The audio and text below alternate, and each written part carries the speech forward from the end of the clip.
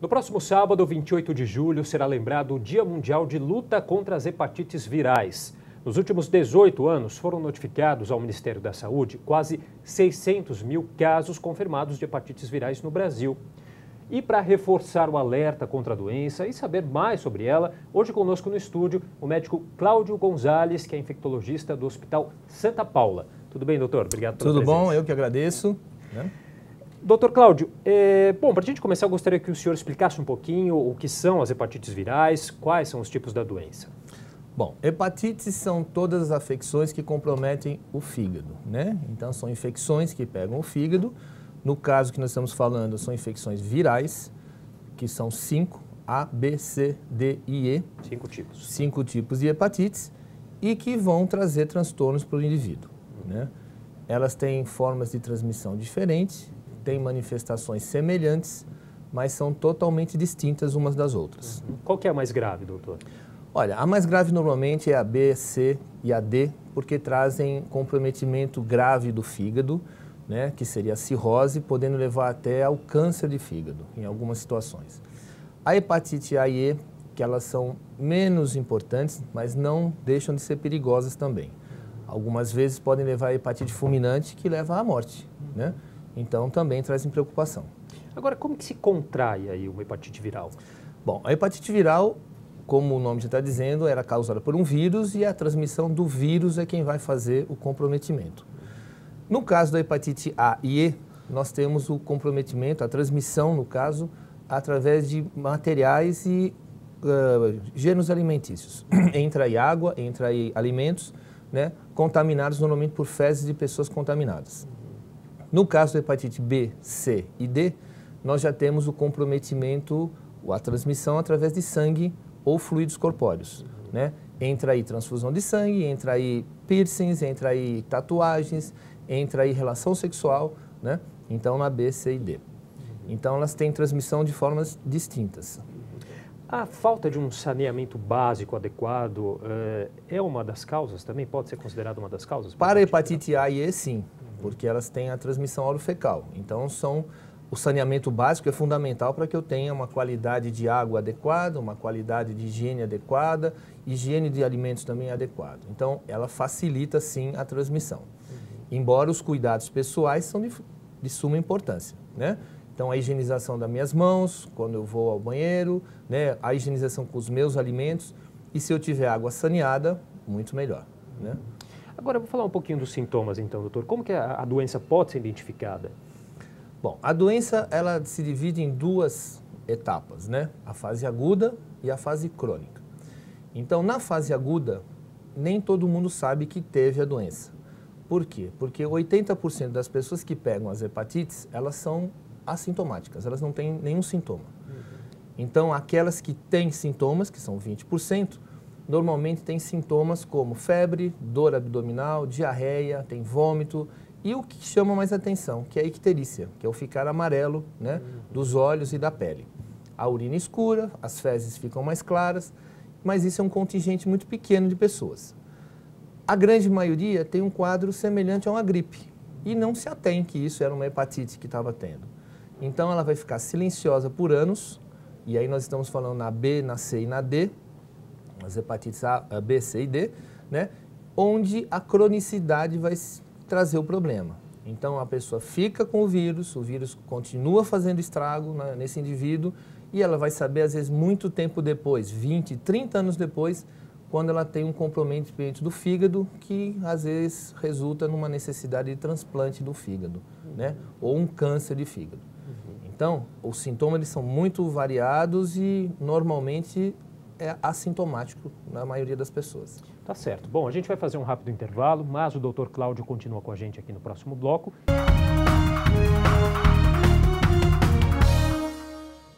Estamos de volta com o Jornal da Câmara e a gente continua conversando com o médico, o Dr. Cláudio Gonzalez, que é infectologista do Hospital Santa Paula, sobre as hepatites virais no Brasil.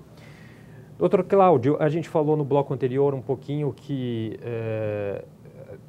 quando não apresenta sintomas, essas hepatites virais, aí depois de um certo tempo, um tempo até grande, longo às vezes, longo, podem aí evoluir para quadros mais graves, Sim. né? Demora todo esse tempo ou pode ser... Todo esse tempo. Então, a gente considera uma hepatite aguda até 6 meses do início do quadro, né? Do momento que o indivíduo se infecta, em 6 meses ele tem a chance de curar espontaneamente. Passado esses 6 meses, ele não tendo a cura, ele é considerado como crônico. Portanto, a cronicidade começa do 6º mês em diante e pode durar anos, né? Nós temos pessoas que têm 20, 30 anos que estão nessa cronicidade e que aí é que vão ter as suas manifestações aparecendo.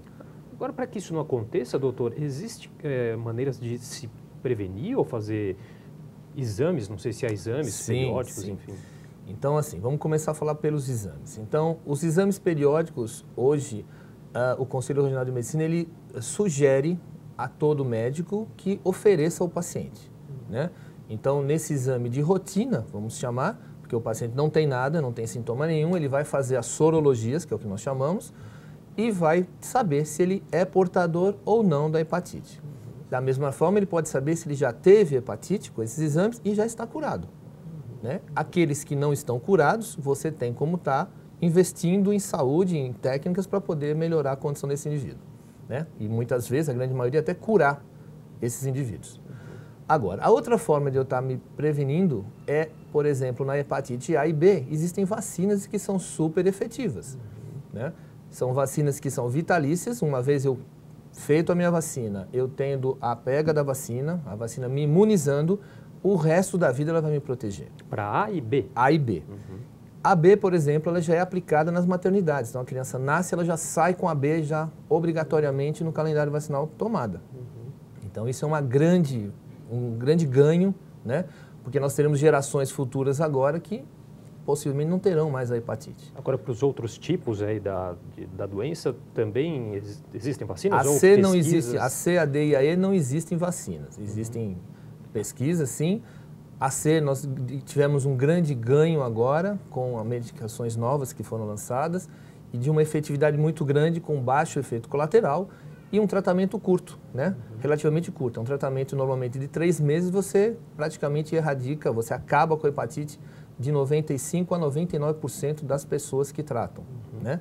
Então, é um grande ganho nesse sentido. Isso no caso da C ou de forma geral? Da C. Da C, né? A B também tem tratamento, né? Agora, as demais não. A D e a E, não, elas não têm tratamento.